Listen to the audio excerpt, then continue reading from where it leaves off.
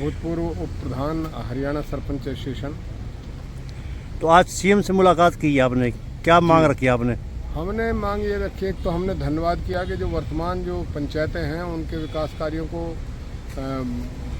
तेज गति देने के लिए जो 21 लाख की जो लिमिट है बढ़ाई है, और उसके साथ में जो उनको जो कोर्ट कचहरियों में जो सरपंचों को दिक्कतें आती थी, वकीलों की फीस वगैरह वो बढ़ाई है, और सरपंचों को जो कुछ पावर्स दी हैं अपनी सलाह देने की, विशेष तौर पर अधिकारियों के ऊपर नियंत्रण की।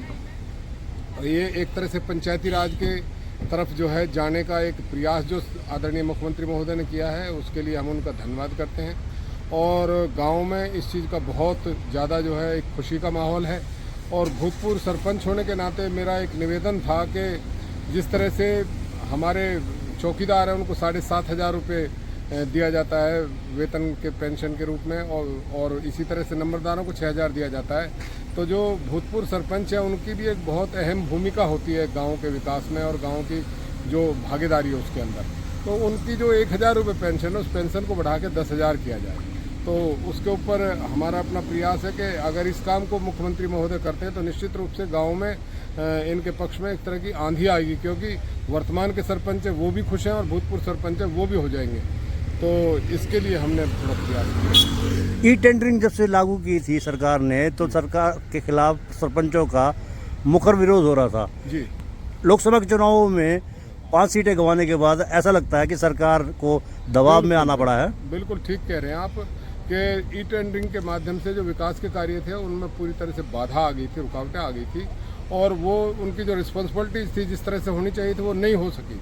और हम तो चाहते हैं कि जिस तरह से मुख्यमंत्री महोदय ने निर्णय अभी लिया है, अगर ये निर्णय 2-3 साल पहले से लिया गया होता तो निश्चित रूप से गांव की गति और भी विकास की बहुत तेज बन गई होती। क्या लगता है कि सरपंच जिनको पावर मिली है 21 लाख रुपए की, लेकिन बताया जा रहा है कि फंड नहीं है सरकार के पास?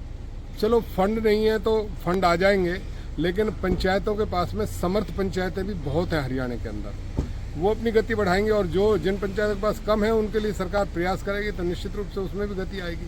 पहले तो फंड भी होते हुए आदमी काम करने में असमर्थ था, वो इस तरह का मैदान था कि हाथ पैर बांध दिया और आप रेस लगाओ, कहाँ से लगाएगा जब हाथ पैर बांध ही दिए तो क्या लगता है आने वाले इस विधानसभा चुनावों में भारतीय जनता पार्टी की हैट्रिक लग जाएगी? नहीं, ये तो मैं नहीं कह सकता, लेकिन ये बात निश्चित है कि ये जो निर्णय सही लिए हैं उनका लाभ निश्चित रूप से मिलेगा। क्या ऐसा भी लगता है कि मुख्यमंत्री फेस बदला है जब से बीजेपी ने, तो थोड़ी सरपंचों में नरमी आई है? क्योंकि सरपंचों में भी नरमी आई है, और आप चुनावों में भी देख सकते हो कि जगह जगह जो मुख्यमंत्री के बदलने से वोटों का परसेंटेज निश्चित रूप से बढ़ा है। तो नायब सिंह सैनी पर उम्मीदें हैं आप लोगों को?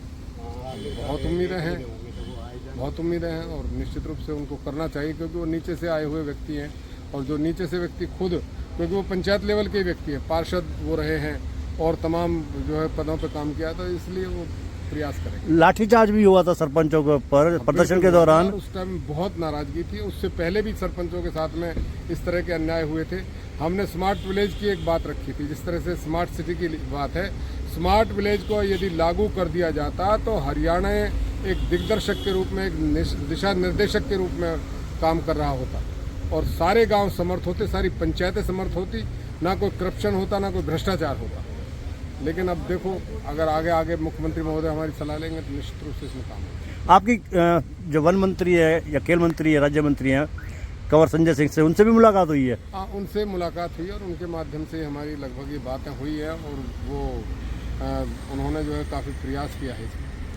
वन राज्य मंत्री आदरणीय कंवर संजय सूरजपाल सिंह जो हैं, उन्होंने जो है इसमें भागीदारी दी हमारे बीच में, हमारे को मिलाने में, टाई अप करने में, और उसका लाभ जो है हमें भी मिलेगा और उनको भी मिलेगा।